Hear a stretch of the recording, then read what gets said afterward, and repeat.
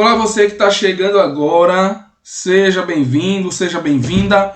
Vamos começar mais uma aula do nosso módulo Professor de Ciências. Dessa vez, nós vamos falar de forma geral sobre essa disciplina que é tão importante e que faz parte da vida do professor de ciências, que é a química. A química é uma das ciências naturais, é uma das vertentes da disciplina de ciências. Antigamente, a física e a química só se encontravam na antiga oitava série. Porém, com a atualização do ensino fundamental, nós encontramos química desde cedo, já no sexto ano, que é a antiga quinta série, você vai encontrar química, né? Falando sobre transformações, sobre estágios da matéria e assim sucessivamente. E posteriormente a química ela vai se tornando mais complexa até que você chegue no ensino médio, quando ela vai ser ensinada como uma disciplina própria. Então, o que é química de forma geral? Química é uma área, né, um ramo da ciência natural que vai nos ajudar a compreender a matéria, ou seja, toda essa, entre aspas, substância que ocupa um espaço. Tá? Lembre que o universo, né, o cosmos, ele é formado por três partes, né? Tempo, espaço e matéria. A gente tem tempo, espaço e matéria, né?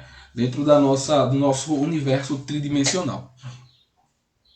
Então, além de estudar a matéria em si, nós vamos estudar também de forma geral quais são suas propriedades, né? Sua composição ou constituição, suas transformações e também a energia envolvida nesses processos. Então a química, ela meio que se entrelaça à física.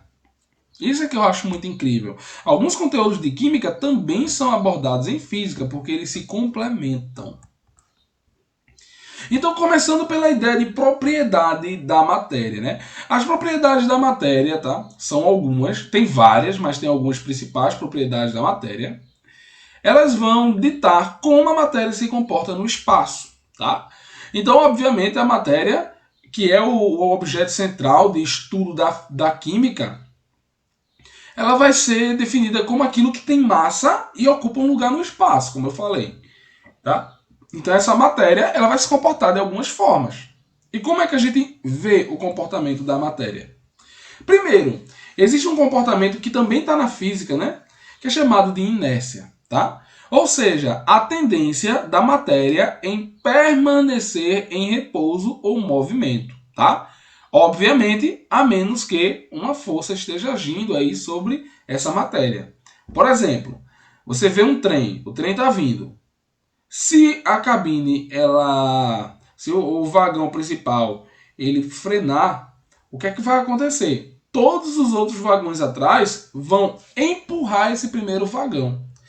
Então isso é a questão da manutenção do movimento, né? Manutenção do movimento. Muito bem, Augusto. Augusto falou aqui que faz parte da primeira lei de Newton, exatamente. E é aplicada plenamente na química, tá? Então, no jogo de futebol, por exemplo, né? Normalmente a bola ela vai estar em movimento. Quando o atacante chuta a bola contra o goleiro vai tentar pausar aquela bola, parar aquela bola, só que a tendência é que ela continue em movimento. Então, muitas vezes, o que é que o goleiro faz? Ele espalma. E o que quer dizer espalmar a bola? Quer dizer tocar nela e ela ganhar uma nova direção, porque a tendência é que ela se mantenha em movimento. A lei de inércia é muito legal, né? Então, é uma das propriedades da matéria. Outra propriedade extremamente importante, já que a gente vê que a matéria ela ocupa lugar no espaço e ela tem massa, seria massa, obviamente. Então, o que seria massa? Muitas vezes a gente confunde, né, massa com peso, né? Peso é uma força, tá, gente? Massa, na verdade, ela é uma propriedade que fala da quantidade de matéria que um corpo possui, tá? No caso, nós utilizamos uma unidade de medida chamada de grama, que na maioria dos lugares é utilizada como quilograma, até porque a grama é muito pouco, então o quilograma é o mais utilizado, é o mais convencional, tá? Então, quando a gente vê, por exemplo, uma pedra de cristal, e nós comparamos com um tufo de algodão, uma pode parecer extremamente mais pesada que a outra. Porém, eu consigo juntar algodão suficiente para que ele se torne tão, tão mais pesado do que o material da rocha. Isso é básico, né? Por quê?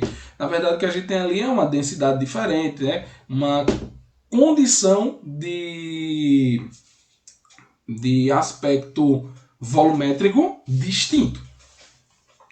Então, obviamente, a massa ela vai ter uma grande repercussão na inércia, tá? Por quê? Quanto maior a massa, a gente já sabe que a inércia ela vai ser também maior. Por exemplo, o que é mais fácil de empurrar se o motor pifar? O que é mais fácil? Um trem ou um carro? Obviamente, o trem ele vai ter muito mais, vai exercer muito mais inércia no sentido de permanecer parado.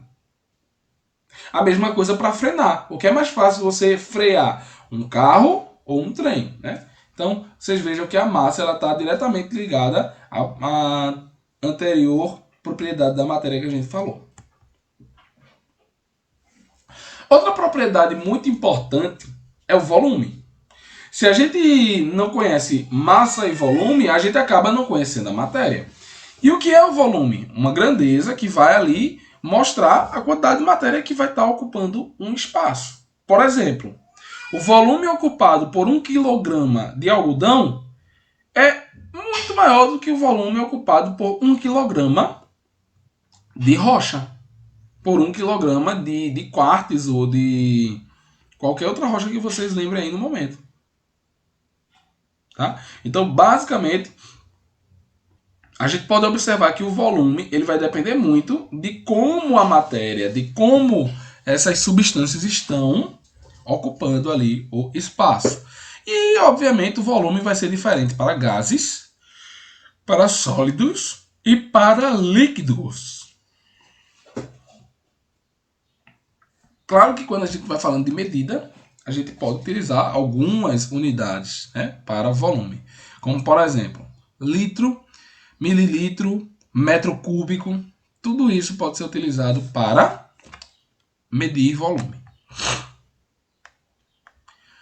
A propriedade da extensão, a quarta propriedade, tá? É a capacidade de ocupar um lugar no espaço. Então percebam, quando a gente coloca um copo de água virado de cabeça para baixo na água, o ar que está dentro daquele copo não vai permitir que a água entre dentro do copo. Então, como o ar ele ocupa uma extensão do volume interno daquele copo e esse gás ele não tem para onde escapar, a água não consegue entrar. A água vai respeitar esse processo, né? A água vai respeitar esse espaço que o ar está ocupando, tá? Tem um experimento bem legal aí no canto direito da tela, que é você colocar um copo de cabeça para baixo com um papelzinho dentro, colado no fundo do copo, que não vai se molhar, vai sair seco. E tem uma outra forma de observar também, né? É só você pegar um tubo ali que seja marcado, né? Que seja graduado, colocar uma quantidade de um líquido que você conheça, perdão, e depois colocar um peixinho ou colocar algum objeto dentro, você vai ver o volume subindo, porque, obviamente, essa matéria ela ocupa a extensão. E com isso surge aquela lei, né, que dois corpos, duas porções de massa, duas porções de matéria não conseguem ocupar um mesmo lugar no espaço. A gente sabe que na região metropolitana quem anda de ônibus, né, muitas vezes acaba desafiando essa lei aí da física, né? Mas a gente tenta não desafiar. Então, duas porções da matéria não podem ocupar o mesmo lugar no espaço. Por quê? Porque a matéria ela tem volume, ela tem massa. E, obviamente, se ela tem volume e tem massa, ela existe. Se ela existe, ela ocupa lugar no espaço. Podemos ver isso, obviamente, quando a gente, por exemplo, coloca a mão dentro de um copo, de um balde cheio de água e o nível sobe, tá? Isso tudo por quê? Por conta da impenetrabilidade da matéria. Outra propriedade muito importante é a descontinuidade da matéria. Ou seja, uma matéria ela não vai ser, obviamente, uma placa perfeita de átomos e de matéria. Não. Existem espaços não ocupados. Existem pedaços que não tem nada. Ou que pode ser ocupado por outra matéria, tá? Isso mostra que a matéria ela tem uma descontinuidade, ela não ocupa todos os espaços. Isso é óbvio na nossa atmosfera, por exemplo. Aqui está o exemplo de um sólido, né, para mostrar bem, mas a nossa própria atmosfera. O gás que a gente respira, o oxigênio, e o nitrogênio que está presente na atmosfera, eles não ocupam todo o espaço presente na atmosfera. Até porque, se fosse assim, você não conseguia mover sua mão, porque por conta da impenetrabilidade, né? Senão você iria penetrar o gás, não tem como, é impossível isso, né? Aliás, até o momento é impossível. Não sei se um dia alguém vai conseguir descontinuar essas propriedades, né? Vai que. Mas tecnicamente, a gente tem espaços entre os átomos e as pequenas partículas da matéria, tá? E nós temos a divisibilidade. A divisibilidade, obviamente, é a capacidade de uma matéria ser dividida. Inclusive, até um tempo atrás, se achava que só se conseguia dividir até o nível atômico. E hoje a gente já sabe que não se divide só até o nível atômico. Já se tem divisão até o nível subatômico, tá? Inclusive, a evolução nuclear, ela veio desse tema, tá? Ela veio dessa propriedade, da divisibilidade da matéria. Quando, por exemplo, o que se achava antes impenetrável e indivisível, que era o núcleo de um átomo, hoje a gente sabe que ele consegue ser dividido facilmente, entre aspas, utilizando ali uma quantidade X de energia, né? E nesse caso é a energia liberada por nêutrons, tá? Também existe a oitava propriedade da matéria, chamada de compressibilidade. Isso é muito importante, né?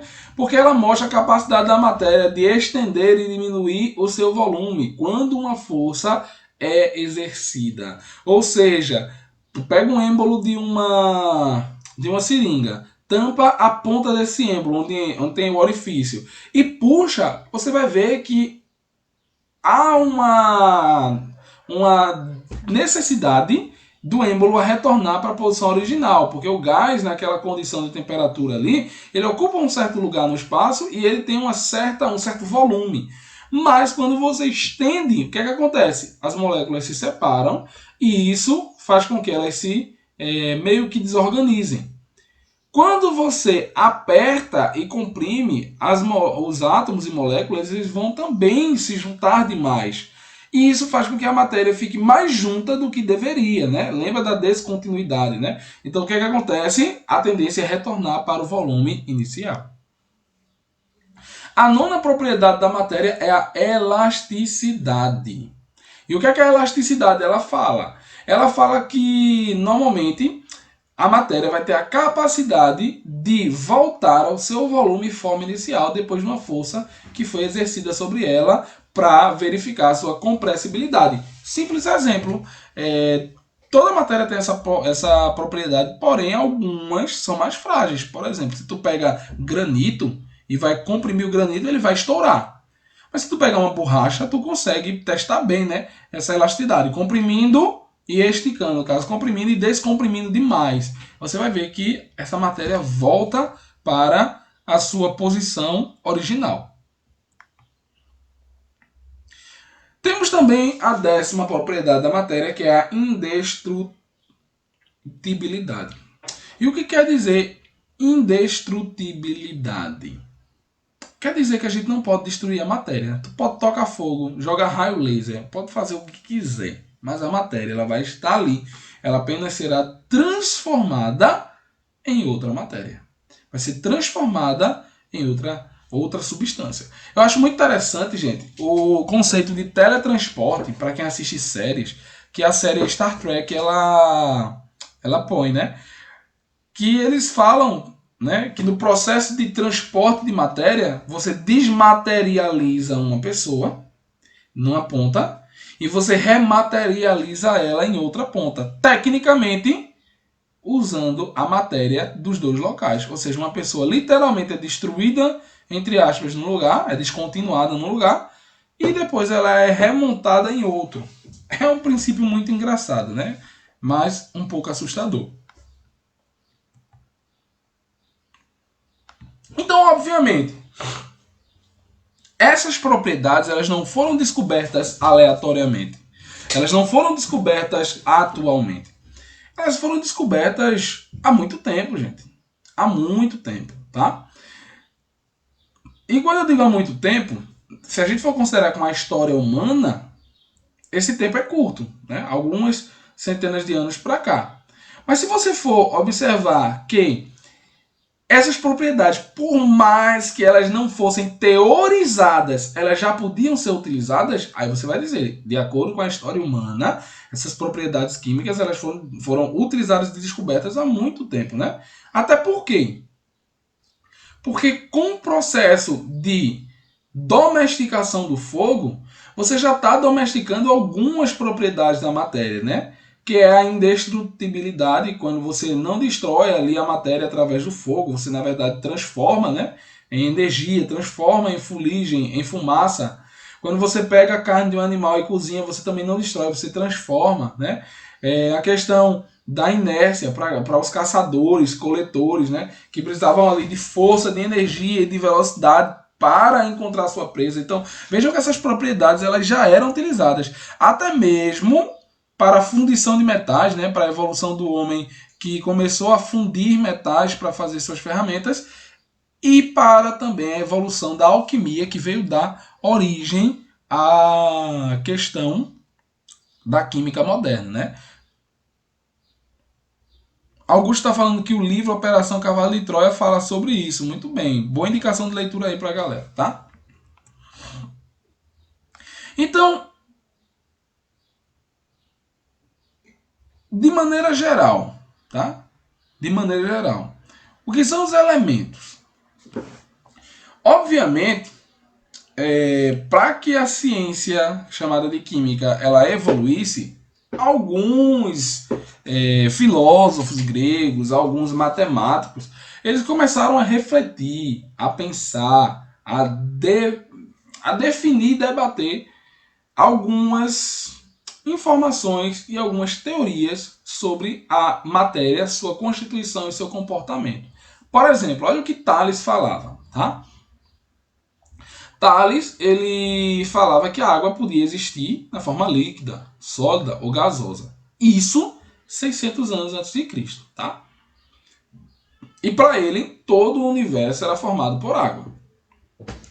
Já teve outro grego, tá? Que não é muito conhecido, não é descrito, né? É difícil encontrar, que sugeriu que, na verdade, o ar era a base de tudo, tá? E por fim, Heráclito, ele supôs que o fogo de fato fosse a base de tudo. Então vejam que no passado, como a química não era tão bem descoberta, como a química não era tão bem conhecida e ainda tinha muita coisa a ser descoberta, eles tiveram uma ideia baseada no empirismo. Como assim? Sabendo que o nosso corpo ele é formado por água, que você encontra água numa rocha, que você encontra água numa ventania, né? Você encontra água em todo lugar. Claro que a proposição de Tales ela faz muito sentido. Como você encontra também o ar como um dos elementos mais importantes para a vida, você também pode fazer essa proposição. Isso é empirismo, né? É experiência. E como o fogo, né? Ele emite calor. E nós, seres humanos, por exemplo, temos calor e vemos que o fogo é a base de muita coisa e proporciona muitas atividades, também é de se esperar que o fogo fosse considerado como base dos seres vivos. Até que Empedocles veio propor a teoria dos 4 elementos. E o que é que ele propôs nessa teoria dos 4 elementos? Tá? Aí entra a Terra, Felipe. Ele disse que unindo água, ar, fogo e terra, né? Acrescentando a terra, você veria a união dessas estruturas utilizando duas forças: a força do amor e a força do ódio. Então, veja que história, né? Os caras achavam que utilizando o ódio você conseguiria desunir a matéria e utilizando o amor você conseguiria unir a matéria. Então nós, seres humanos, que esquentamos, porque entre aspas temos fogo, que temos o pó que vem da terra, que respiramos o ar e que temos muita água, estamos unidos graças ao amor. E que amor? Normalmente é amor divino, né, dos deuses, amor próprio ao amor. Porém, na força do ódio, você pode desunir essa matéria, matando uma pessoa, liberando a água, cessando, apagando o fogo, fazendo o pó voltar ao pó e o ar também voltar ao ar. Veja que tudo baseado nas observações, né? Nada científico de fato. Mas a gente já vê que há uma tentativa de se definir de fato o que forma a natureza, o que forma tudo que a gente encontra no planeta Terra. Então, de onde é que vem a concepção de matéria, tá? Leucipo, tá? Que depois teve a sua tese defendida também pelo filósofo Demócrito, ele veio falar que a matéria poderia ser formada por diminutas partículas, tá? Ele não conhecia o átomo. Veja que estamos falando ali de um tempo há 400 anos antes de Cristo. Mas ele não tinha ideia de que o átomo poderia ser dividido. Então surgiu aí aquela ideia de que o átomo é uma micropartícula indivisível. Então você poderia dividir uma pedra, vai dividindo ela, só chegava um momento que você não conseguia mais enxergar, então para ele você chegou no seu limite.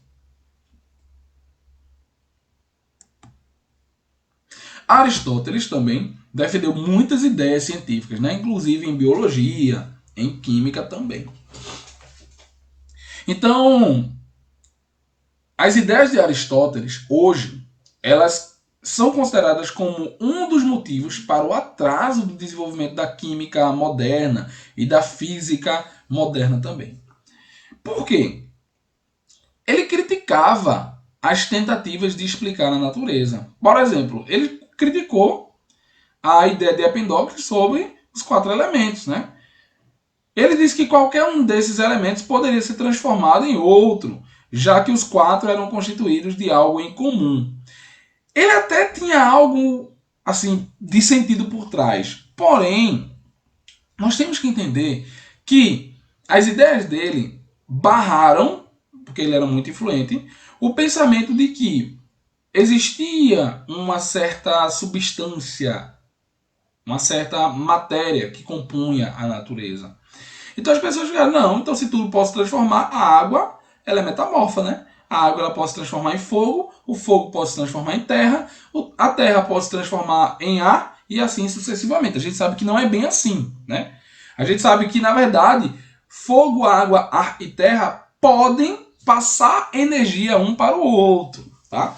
Mas essa questão de um se transformar no outro aí acabou atrasando o desenvolvimento da ciência química, tá? Então, baseado em pensamentos aristotélicos, até um tempo atrás, a alquimia era extremamente utilizada. E o que é alquimia, gente? Alquimia não é ciência, tá? Alquimia, na verdade, é a busca pela transformação da matéria por meios não científicos, ou seja, por meios místicos. É meio que utilizar magia, literalmente, tá? Magia. Então, obviamente, já se sabia que a matéria, como Aristóteles falava, né, a matéria uma se transforma na outra. Então, imagina vocês, Aristóteles que disse que a água se transforma em fogo, fogo se transforma em terra e toda matéria tem capacidade de se transformar uma na outra. Os alquimistas eles utilizavam essa base aí para tentar transformar, por exemplo, a areia em ouro. A tentativa muito grande de se conseguir grandes quantidades de ouro. Obviamente, a alquimia ela teve um efeito, um fenômeno muito importante, foi um fenômeno muito importante e teve um efeito muito muito considerável para a química. Por exemplo, na descoberta da pólvora. A descoberta da pólvora veio por acaso. O cara não estava tentando descobrir pólvora. O cara não estava tentando fazer pólvora. Na verdade, a alquimia ela persegue duas vertentes. Né? A primeira vertente é a tentativa desenfreada de transformar tudo em ouro. E a segunda tentativa é de achar o elixir da vida. Ou seja, juntar substâncias que te deem a vida eterna. Baseado em quê? Em Aristóteles, na ideia de que toda matéria se transforma. Tá? Então, obviamente, alguns legados a gente guarda até hoje da alquimia, né? Como, por exemplo, a pólvora, alguns ácidos, algumas bases, sais, o próprio álcool, né? Destilação de algumas bebidas. Tudo isso foi utilizado, né? Conhecimento alquimista. Eles também foram responsáveis pelo descobrimento de elementos que não eram conhecidos, como arsênio, o antimônio, bismuto, fósforo, zinco, tá?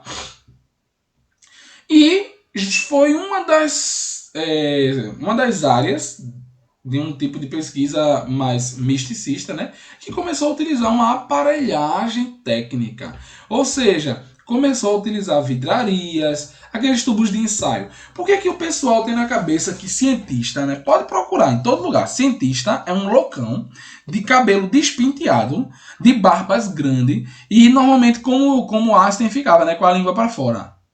Por quê? Porque se acha que o cientista é tão fora do padrão. Porque, na verdade, os alquimistas, né, essas pessoas do passado, se você olhar direitinho, elas pregavam algo que para todo mundo era inconcebível. Como, por exemplo, transformar água ou terra em ouro.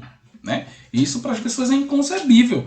Então, para todo mundo, era uma galera que estava partindo de alguns princípios não muito confiáveis. Então, vem a química moderna. Com quem? Com Boyle, né? O Robert Boyle. Boyle ele é considerado o pai da química moderna. Ele está para Newton, né? Newton é o pai da física moderna, Boyle é o pai da química moderna. Por quê? Na metade do século XVII, esse cara ele foi um dos que inventou o fósforo branco, né? A partir de urina conseguiu produzir fósforo.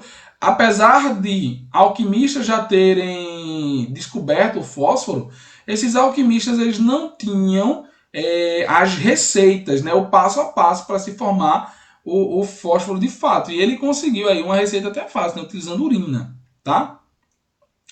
E Boyle, ele, para descobrir esse fósforo, ele precisou fazer uma série de experimentos até conseguir repetir o feito dos alquimistas e reconhecer o fósforo como um elemento, além de poder repetir. Na verdade, esse é um preceito de uma ciência, né? É a repetição, é a capacidade de se repetir uma informação ou de se repetir certos tipos de procedimentos. Então, hoje em dia, existem vários postulados químicos, tá? Existem várias ideias e leis químicas que são bem fundamentadas, tá? Então, obviamente, as ciências elas vão buscando esse aperfeiçoamento constante. Claro que a ciência moderna de Boyle ela é muito ultrapassada em comparação com a ciência moderna atual, por conta da aparelhagem, dos equipamentos. Mas as ideias permanecem, tá? Então, obviamente, a química, assim como qualquer outra ciência que seja considerada moderna, ela vai buscar algumas explicações. E para buscar explicações, ela vai utilizar o quê? Construção de modelos para justificar fatos experimentais. Gente, empirismo não leva ao conhecimento pleno, tá? A gente pode ter sim o experimento. Uau, fazer um experimento na sala de aula utilizando carbonato de cálcio, né, que deixa a água básica, utilizando fenolftaleína e gás carbônico. Uau, transformou a água rosa em água branca. Mas sempre lembrem, O experimento sem a teoria não é nada, tá? O experimento sem a teoria não é nada. Hoje em dia, alguns professores, por quererem ministrar seus conteúdos, são tidos como professores conteudistas. Ah, você é conteudista. Não, não é isso. Mas sim, a gente precisa sim do trabalho da teoria para conseguir entrar no mundo das hipóteses e, por fim, das experiências. Como o Felipe está falando, né? A hipótese leva à experimentação. E a experimentação ao fato. Tá certíssimo, Luiz. Dá para colocar isso aí em um livro e publicar. Hoje, muitos cientistas eles se baseiam na química através de Lavoisier. A gente fala que Boyle, né, é o precursor da química, mas Lavoisier ele é o pai da química experimental. Então, muita gente considera Lavoisier como o pai universal da química, até porque Lavoisier ele tem uma lei que até hoje, se você perguntar menino, menina, gato, cachorro, periquito, papagaio, todo mundo vai saber dizer. Qual é a lei de Lavoisier? Nada se perde, nada se cria, tudo se transforma. Sobre Lavoisier ainda, é muito importante entender que ele viveu no século XVIII e ele conseguiu, né, através dos seus experimentos, comprovar que a matéria de fato se transforma. Tá? Mas não como Aristóteles propunha, terra em água, água em fogo, fogo em ar, ar em água. Não. Mas uma matéria se transforma em outra a partir de uma reação química. Vamos agora a algumas questõezinhas estilo Sebrasp sobre essa questão da história da química e do surgimento da química moderna, tá? Com relação à história da química, ao nascimento da química moderna e a sua relação com a sociedade, julgue o item.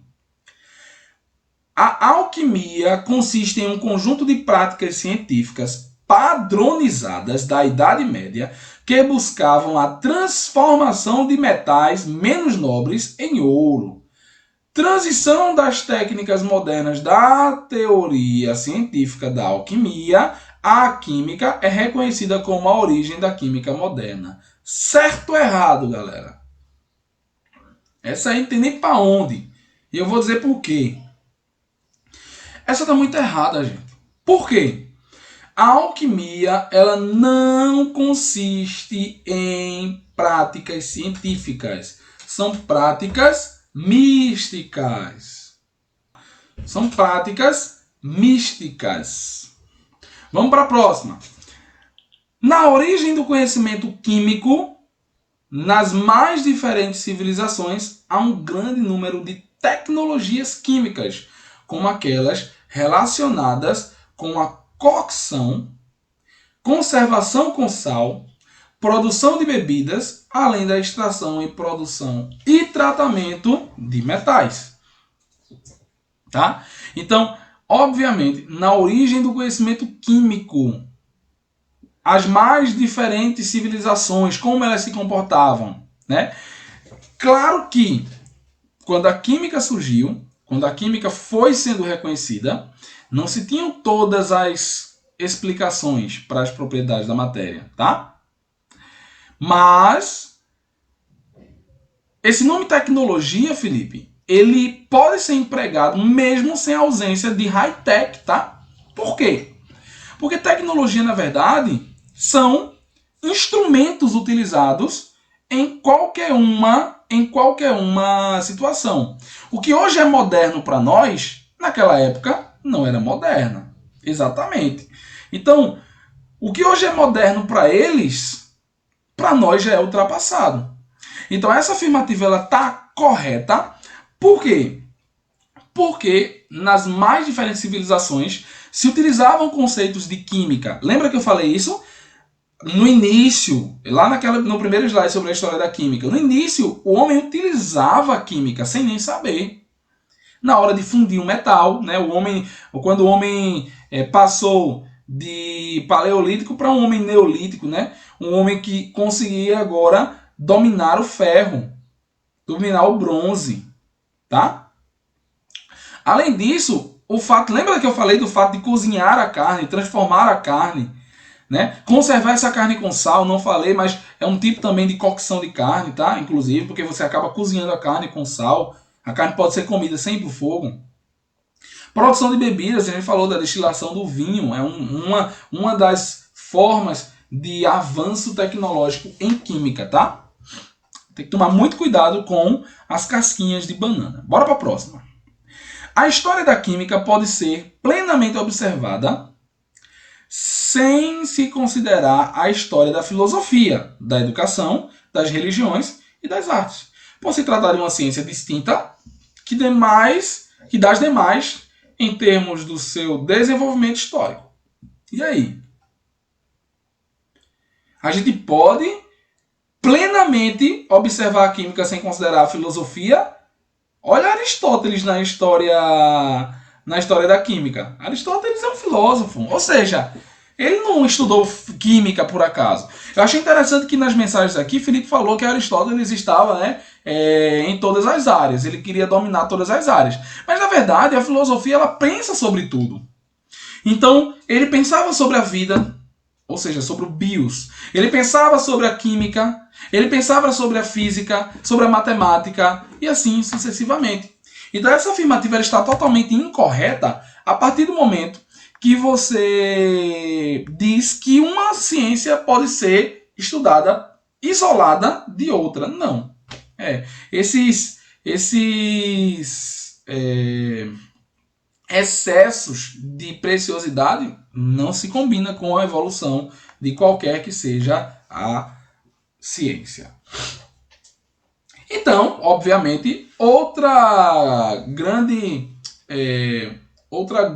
evolução da química foi a descoberta dos átomos como elementos. Então, obviamente, se conheciam muitos átomos, né? E esses elementos que eram conhecidos, eles precisavam ser organizados. E nem sempre foi assim bonitinha a tabela, tá? A tabela periódica ela já foi muito desorganizada, tá? Então, Dmitry Mendeleev, ele veio para organizar a tabela periódica, tá? E ajustar a tabela periódica conforme a gente conhece, tá? Então, obviamente, a tabela periódica é um modelo criado para organizar, para agrupar, para facilitar a compreensão dos elementos conhecidos. Tá? Quantos são? 118 elementos, 192 naturais e 26 artificiais. Tá? Então, esses elementos eles são colocados em ordem crescente, de acordo com o número atômico. E, obviamente, cada quadradinho aí vai compor, né, um elemento específico, tendo nesse quadrado a informação da sigla, que é aquelas letras que estão bem no meio, do nome do elemento, o número atômico normalmente fica acima, né? E abaixo do nome fica a massa. E lembre que a massa ela varia, tá? Porque a massa é a soma de prótons e nêutrons, tá? Elétrons, eles na verdade vão contribuir muito pouco para a massa, mas também entram nesse cálculo aí. Então olha aqui uma tabela periódica só para a gente ter uma ideia geral, né? A gente tem aqui as principais famílias, né, dos elementos. Tem aí o hidrogênio, que não tem um grupo específico, mas temos os metais alcalinos, né, como o lítio. Olha a bateria alcalina, né, lítio, o lítio, o sódio, o potássio, né, são os metais alcalinos, né. A gente tem os metais alcalinos terrosos, né, berílio, cálcio, estrôncio. A gente tem os metais de transição, né? Tá aí, ó, o escândio, o titânio, nióbio, o bório, né? Todas essas substâncias aí que estão em rosa no centro. Nós temos semimetais como boro, como silício, germânio. Temos os metais como alumínio, como gálio, como chumbo. Temos os não metais, né? Tá? Que a gente também pode chamar de halogênios, por exemplo, flúor, cloro, bromo. Temos os gases nobres. Temos os actinídeos, como o actínio, o tório, né? São essas substâncias que ficam guardadas aí nesse espacinho abaixo da tabela, porque eles ocupariam esse grupo 3 aí, tá? Todos eles estariam presentes nesse grupo 3, por isso que a gente coloca eles abaixo, né? Então vejam que a tabela periódica ela tem uma ampla gama de grupos de famílias que a gente pode conhecer. E obviamente, com o crescer da tabela periódica, uma questão foi levantada e precisava ser desenrolada, precisava ser desmistificada, né? Que é o que é o elemento, o que é o átomo, o que é essa partícula que vai compor a matéria, né? O que é, como é. Então, obviamente, desde 1800, desde o século XIX, que nós temos a proposição de algumas teorias, de alguns modelos atômicos. Quais são eles? O primeiro modelo atômico é o modelo de Dalton. E o que é que o modelo de John Dalton ele propunha? É só tu lembrar Dalton, aí tu lembra uma bola de bilhar. Tu bota na tua cabeça Dalton, bola. Dalton, bola. Então, o Dalton ele propôs que o átomo ele tinha uma forma, ou seja, uma esfera, e ele não possuía nenhum tipo de micropartícula, era sólida, tá? Uma esfera sólida. Então Dalton é conhecido como o propositor do modelo atômico do átomo como um formato de uma bola de bilhar, é uma bola de sinuca. Já Thomson ele veio propor que, na verdade, essa esfera proposta por Dalton possuía algumas partículas incrustadas na sua superfície de carga negativa. Então ele já veio... Thomson, veja que cada um tem a sua importância. Dalton, ele propunha a esfericidade do átomo. Thomson propunha a eletronegatividade e eletropositividade no átomo. Então, a partir daí, a gente já vê que eles começam a evoluir a ideia. Rutherford, já no século XX, propunha que, na verdade, não era, como Thomson estava falando, uma esfera incrustada de elétrons, né, de partículas negativas, que inclusive lembram um pudim de passas. Se a gente olhar o modelo dele, lembram que não é, pra gente seria mais fácil um panetone, né? Pudim de passas, porque na Europa existe um pudim de passas com um monte de passas incrustadas de fato. Mas o que é que Ernst Rutherford propôs? Que na verdade o átomo ele possuía um núcleo positivo com prótons, né, que ele chamou de prótons, e uma eletrosfera. Olha o nome, eletrosfera. A esfera de Dalton, na verdade, é uma esfera eletrônica com elétrons negativos orbitando o núcleo como se fosse um sistema solar. Tá? Só que ele ainda não tinha esse conhecimento, não tinha essa ideia do sistema solar. Quem é que propôs de fato essa segregação dos elétrons em órbitas diferentes? Porque para Rutherford a órbita era a mesma, é como se eles estivessem numa estrada circulando ao redor do átomo. Bohr ele propôs o seguinte, que essa órbita dos elétrons não era tão organizada como Rutherford propunha, tá? Então, basicamente, nós temos aí as camadas, né, de elétrons. Esses elétrons aí variando em várias direções. Porém, alguns anos depois, esse cientista não muito falado, né, o Erwin Schrödinger, ele propôs que, na verdade, os elétrons eles não ocupavam, tá? Eles não ocupavam locais específicos. Por quê? Existe uma limitação, galera. Imagina. Bohr ajudou a entender a ideia de como um fóton é emitido. O fóton, na verdade, é energia liberada por um elétron quando ele vai migrando de camada, né? Quando ele vai pulando de uma órbita para outra. Só que o elétron, ele não pode pular de uma camada para outra sem ganhar ou perder energia. Ele vai ter que ganhar energia e perder energia. Só que esse ganho não é gradativo. É um ganho real, rápido, instantâneo. Então, como é que o elétron se teletransportaria de uma camada para outra? Schrödinger, ele vem propor que, na verdade, a eletrosfera era uma densa nuvem de elétrons, e esses elétrons eles estavam meio que sambando dentro dessas camadas. Ou seja, a ideia de Schrödinger permite que os elétrons se desloquem sem migrar, de fato, pulando de um nível para o outro, mas de forma gradativa, passando de uma camada para outra. Vamos à questão Sebrasp sobre esse tema. Acerca da natureza elétrica da matéria, julgue o próximo item. Conforme o modelo atômico de Dalton, também conhecido como o modelo do pudim de passas, o átomo é tal qual uma esfera de material gelatinoso com carga positiva sobre qual os elétrons ficam suspensos. E aí, galera, isso foi proposta de Dalton? Dalton? Não! Isso é proposta de Thomson, tá? Eles só mudaram o nome para que a gente se confunda. Então, galera, quando vocês observarem uma questão assim, preste atenção para ver se é de fato o teorista, né? O cientista que você conhece, tá? Olha essa outra aqui, ó. Julgue o item referente às soluções, misturas e à evolução dos conceitos de átomo e as propriedades de um átomo. Bohr postulou sobre a estrutura eletrônica de um átomo ao propor que a matéria é formada por átomos, partículas maciças e indivisíveis, que não podem ser criadas nem destruídas. Nesse modelo, os átomos preservam sua identidade em todas as transformações, sendo impossível transformar um elemento químico em outro, o que se contrapõe às ideias dos alquimistas.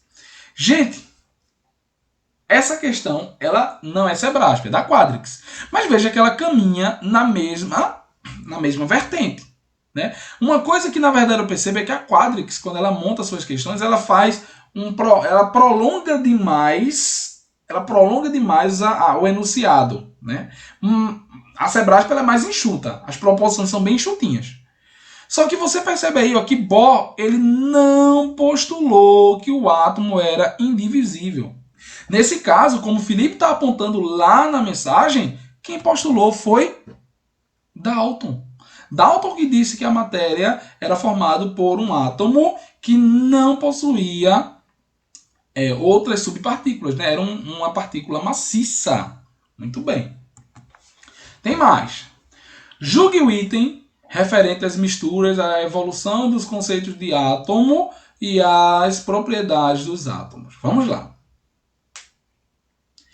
Como princípios da teoria atômica de Dalton, tem-se que os elétrons se movem ao redor do núcleo em um número limitado de órbitas bem definidas, que são denominadas órbitas estacionárias. Nessa órbita estacionária, o elétron não emite nem absorve energia. Dalton não. Quem é que falou isso?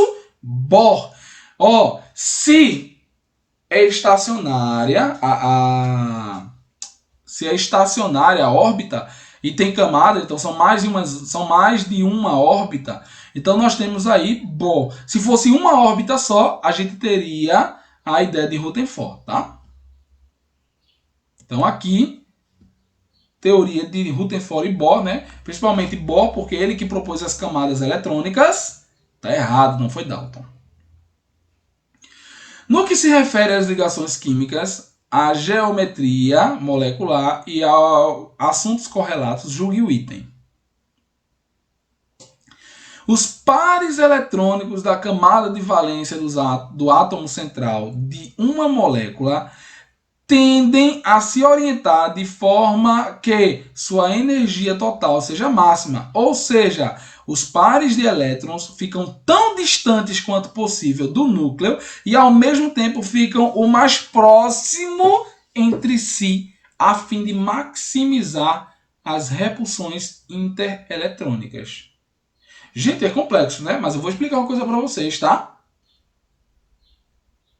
Vou explicar uma coisa básica para vocês. Pensa comigo. Os pares eletrônicos das camadas de valência. Quem é que falou de camadas de valência? Bohr. Né? Bohr falou das camadas de valência do átomo central de uma molécula tendem a se orientar de forma que a sua energia total seja máxima, ou seja, os pares de elétrons ficam tão distantes quanto possível de um núcleo. Beleza, tão distantes. E ao mesmo tempo, o mais próximo possível entre si. Essa é a questão incorreta, gente. Os elétrons, eles não ficam mais próximos entre si. Porque, vê, se eles estão distantes do núcleo, como é que eles vão ficar próximos entre si? Não faz sentido. Imagina, o núcleo é uma esfera delimitada. Se o elétron ele se afasta do núcleo, ele vai se afastar também de outro elétron. Então, gente, olha essa questão aqui. Se tu não conhecesse a resposta dela, tu conseguiria só por essa lógica. Olha a lógica por trás. Como é que eu me afasto? Como é que eu me afasto do núcleo? Eu expando o meu espaço e eu vou me aproximar dos outros elétrons. Tá fugindo da ideia da física, que dois corpos não orbitam o mesmo espaço e que existe uma diferença aí de espaço entre eles que vai aumentando à medida que eles se afastam, tá? Então tá errado. O Felipe levantou a mão, fala aí, Felipe. O Arthur, na questão de cima, eu sei que está errado, porque não é Dalton que propôs, né? Sim. Seria Bohr. Isso. Mas nesse caso aí, nessa órbita estacionária, o elétron não emite nem absorve energia. Pronto. Tá Então, correto? aí é que vem. As teorias atômicas, elas unem as ideias de Bohr e de Rutherford, né? Na grande teoria de Rutherford e Bohr. Então, Rutherford, ele trouxe essas ideias de órbitas órbita onde não há mudança elétrica, e Bohr, ele traz a ideia de que há várias órbitas, entendeu? E várias órbitas estacionárias. Para pensar. Se eu estou estacionado com o meu carro no estacionamento, que é o que acontece com o elétron como está ali nas camadas de valência de Bohr, ele vai estar emitindo energia? Não. Ele só emite e absorve energia quando ele migra de uma camada para outra. Entendeu? Porque nesse caso eu pensei lá nos fogos de artifício, que eles não pulam a camada, né? Quando eles fazem isso, eles não migram a energia, não? Então, mas vê, para pensar, ele está falando das órbitas estacionárias. O que é órbita estacionária? É quando o elétron não está excitado e está paradinho ali no seu lugar.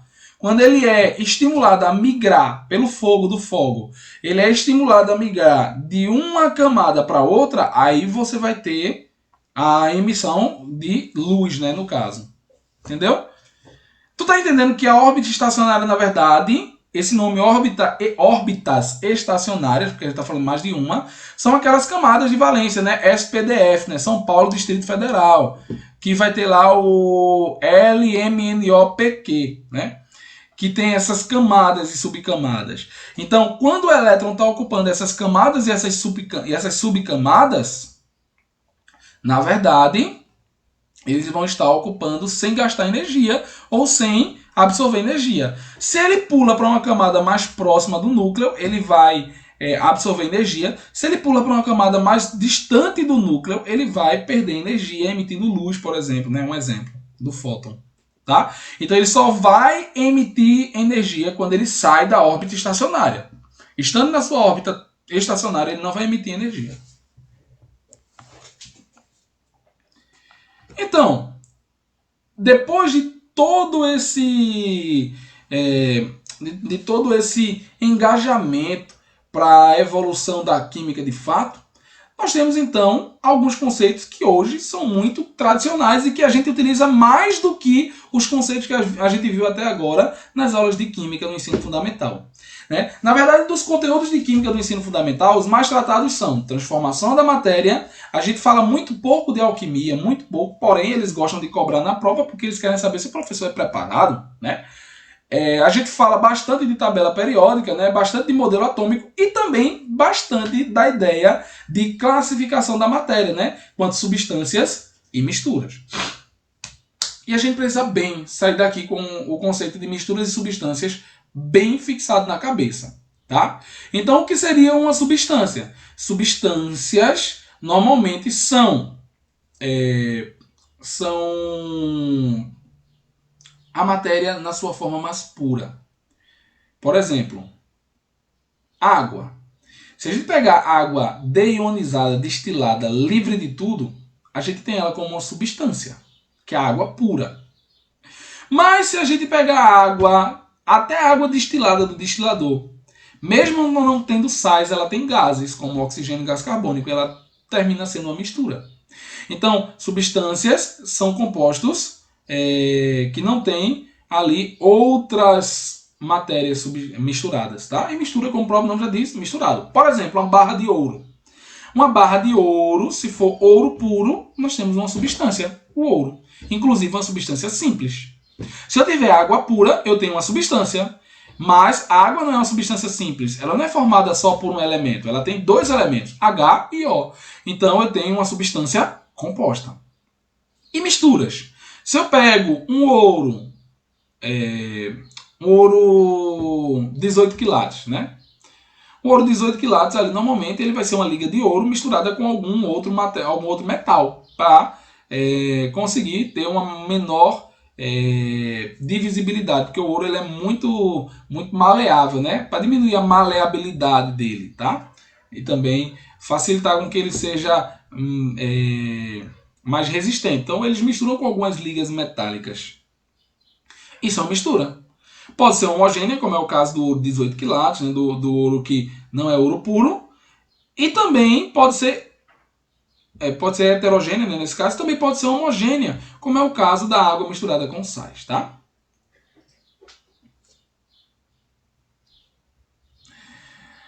Ah, com certeza, Augusto. A pegadinha da vez é essa. Sim, de fato, o leite é uma mistura heterogênea. Por quê? Porque é heterogênea, sangue também. Apesar de você ver ali bonitinho, você consegue perceber muito bem as fases. Basta deixar um pouquinho em repouso que você vai perceber as fases, né, dessas misturas. Tá? Então tá aqui, ó. Substâncias puras, simples.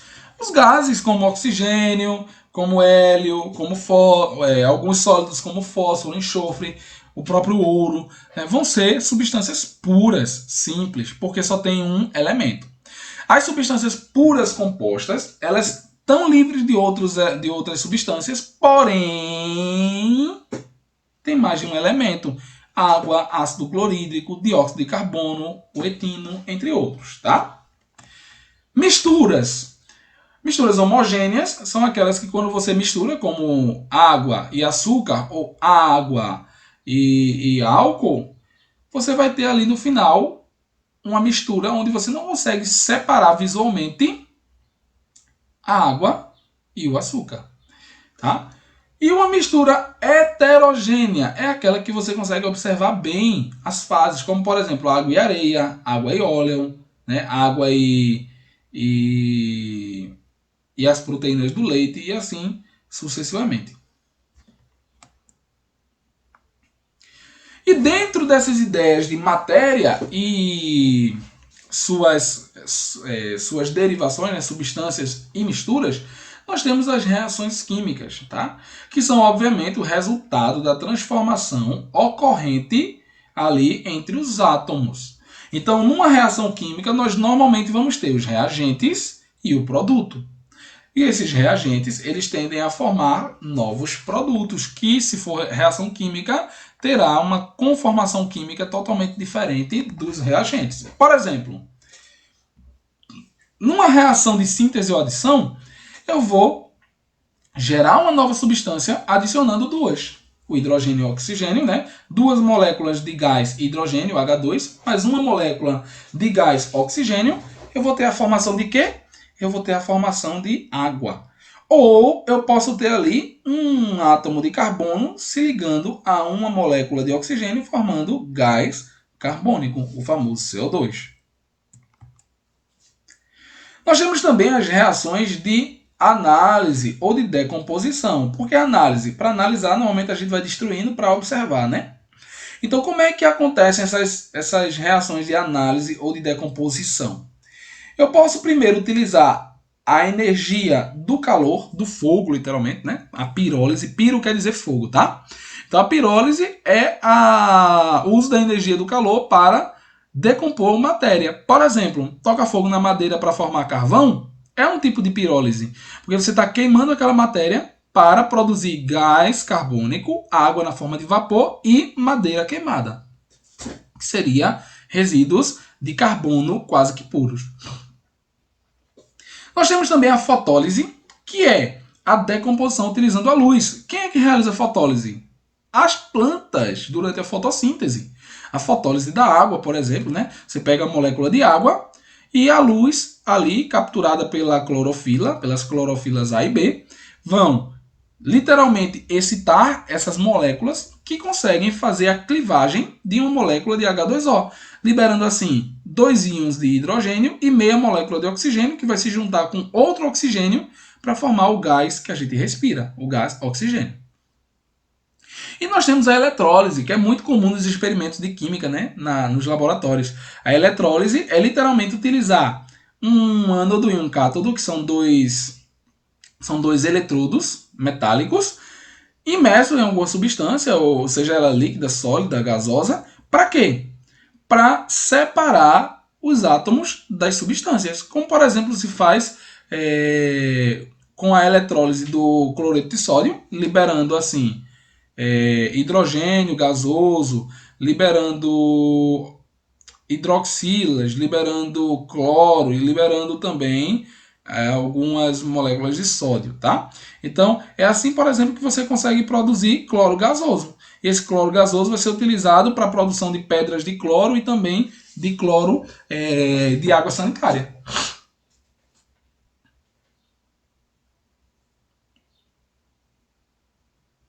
Augusto, particularmente, eu não conheço bem o sistema de cromagem, tá?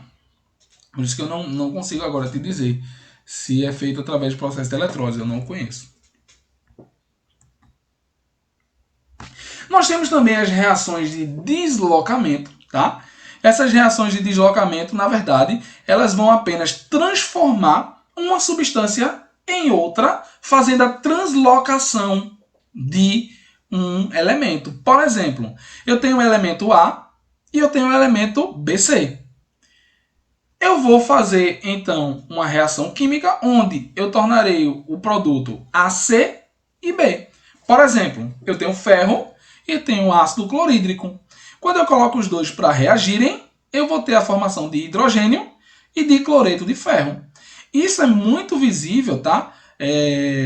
Muito visível você jogar um pedacinho de prego dentro do ácido clorídrico, você vai ver a decomposição, né?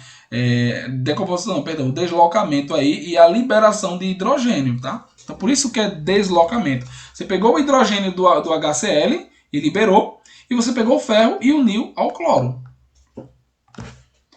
E temos as reações de dupla troca, tá? Ou dupla substituição. É muito parecida com a anterior, com a de deslocamento, mas a diferença é que aqui nós temos duas substâncias compostas, né? Temos AB e temos CD. E o que é que a gente vai fazer? AB e CD são formados por ânions e cátions. A gente praticamente vai trocar o cátion de um lado para o outro. Ou seja, nós, em vez de termos ABCD, nós vamos ter ADCB. Por quê? Porque o ânion e o cátion eles têm que se juntar. Tá? Onde B é o ânion, vai procurar C, que é o outro cátion, e D é o ânion, vai se juntar com A, que é o outro cátion. Olha lá em cima um exemplo. Você vai juntar o cloreto de sódio com o nitrato de prata para formar cloreto de prata e nitrato de sódio. É basicamente essa aí, tá? A troca. Nós temos o cloreto de sódio unindo-se com o nitrato de prata para formar nitrato de cloro, tá? Perdão, nitrato de sódio com cloreto de prata. Basicamente houve uma inversão. Vejam que o sódio ele se juntou com o nitrato e a prata se juntou com o cloro. Meio que o cloro e a prata são ânions e cátions, né? E o sódio e o nitrato também vão agir ali como ânion e cátion, tá? Temos também as reações de oxirredução, né? Olha a oxidação do ferro aí. Essas reações normalmente elas vão acontecer a partir de metais, tá? E não metais, que vão ter uma tendência de trocar elétrons. Metais cedem elétrons e os não metais recebem elétrons. Então, o processo de oxidação do ferro, onde o ferro é o redutor E o agente oxidante é o oxigênio. Por isso que o nome, inclusive, é oxidante, né? Porque vem de oxigênio, que é a capacidade que o oxigênio tem de oxidar quase tudo. O oxigênio, ele oxida o amido, ele oxida o ferro, ele oxida o metal que a gente utiliza nos cabos de energia da nossa casa, né? O cobre, formando aquela massinha verde. Mas vejam aí o que é que acontece. Eu tenho ferro, juntando-se um átomo de ferro com 3 moléculas de oxigênio, e eu vou ter então o óxido de ferro, que é o ferrugem. Só que aí vem a pergunta, professor, o que é mais fácil? A oxidação acontecer no ar ou na água?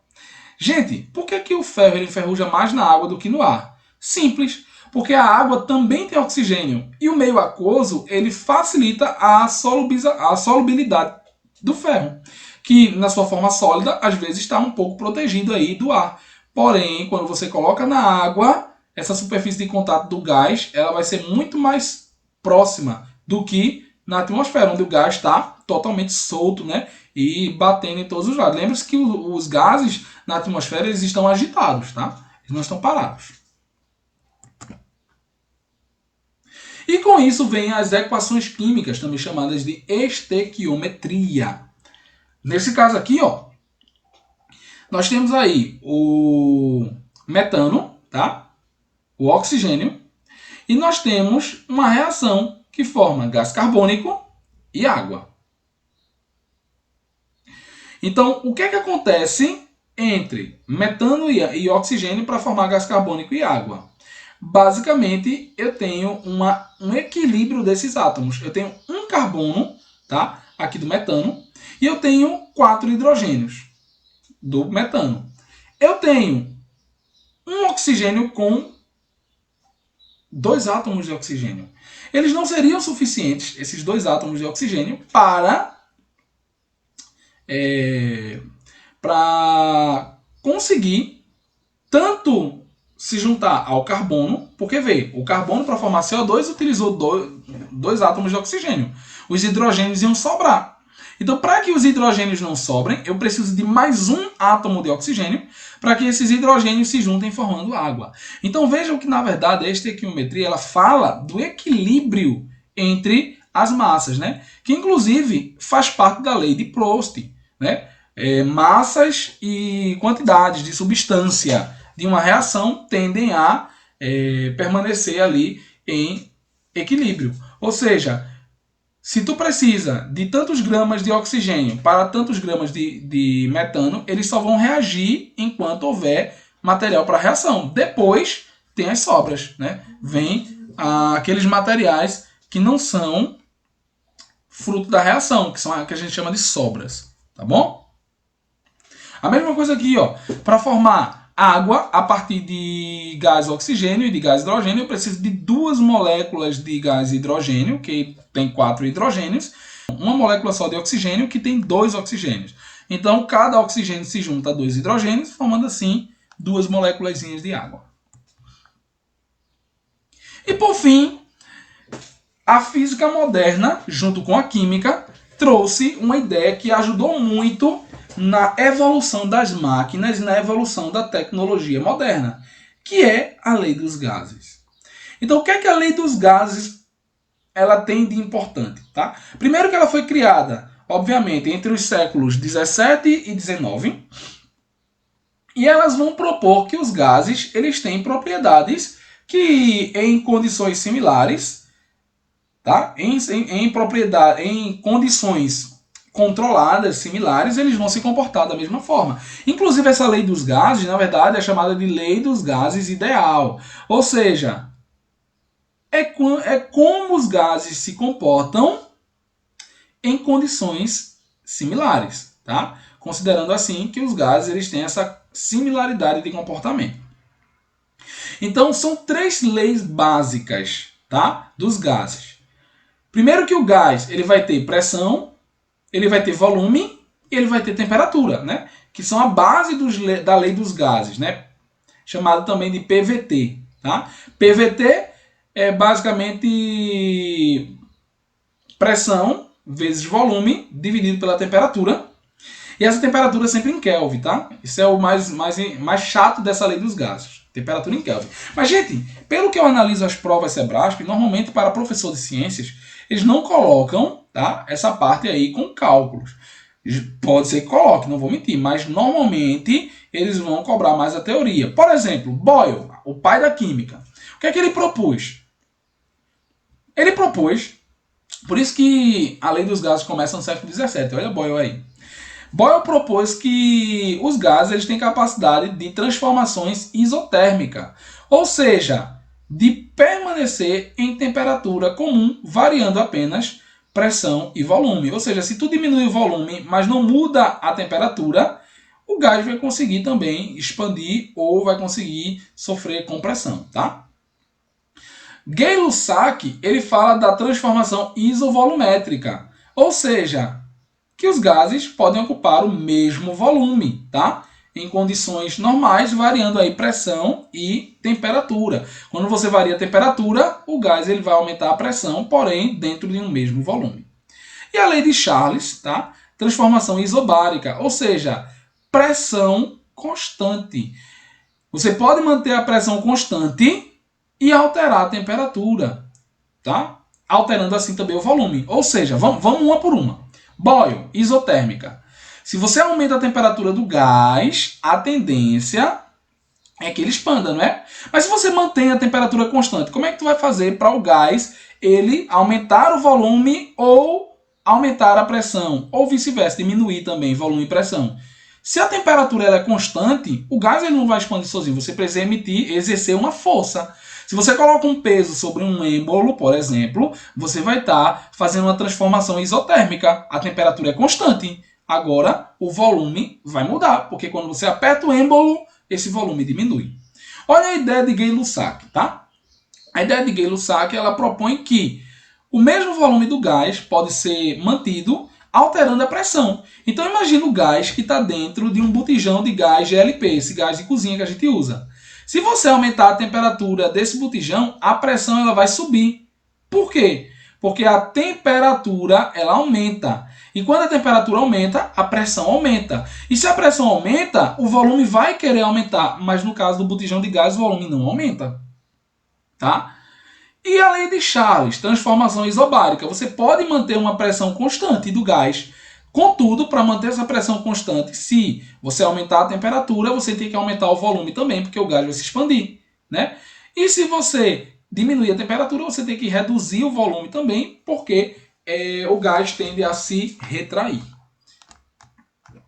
E assim, um cara chamado Avogadro, né, esse cara muito simpático, ele vem estabelecer uma constante que é base nos cálculos e na química, tá? Na química moderna. Então, o que é que a lei de Avogadro ela propõe? Ela propõe que volumes iguais de dois gases, quaisquer, nas mesmas condições de pressão e temperatura, contêm o mesmo número de mols, ou seja, moléculas de gás. Normalmente representado pelo símbolo N, Na ou L, tá?